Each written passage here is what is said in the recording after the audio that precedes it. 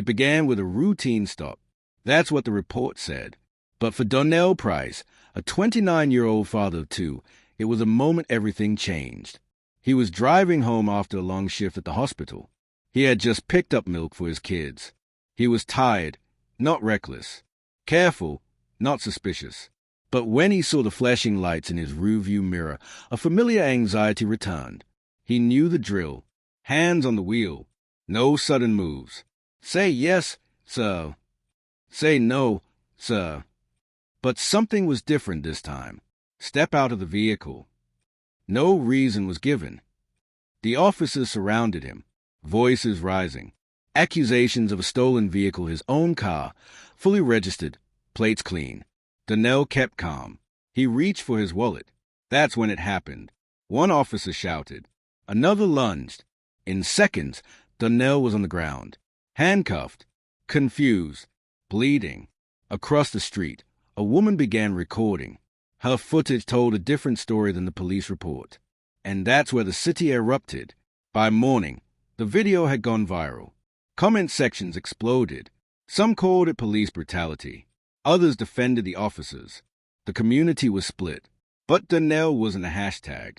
He was in a hospital bed with a fractured jaw. City officials called for patience. The department said an internal investigation was underway. But people were tired of patience. Rallies began. Protesters filled the streets, candles in hand, chanting not just for Donnell but for everyone like him. Grandmothers, teenagers, veterans, all with stories that had never gone viral. One sign read, "We don't hate the police. We hate injustice." That message echoed across neighborhoods, churches, schools. A city rethinking everything it thought it knew. The mayor held a press conference. He promised reform, body cameras, de-escalation training, community liaisons. But activists weren't asking for promises. They wanted action. 2 weeks passed. The officers involved were placed on administrative leave but not charged. A journalist uncovered that one of them had a prior misconduct complaint that never reached trial. Meanwhile, Donnell was healing. Slowly. Physically. Emotionally. That would take longer. He stayed silent.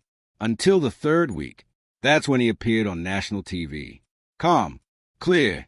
No anger, just truth. "I'm not here to destroy," he said. "I'm here to rebuild."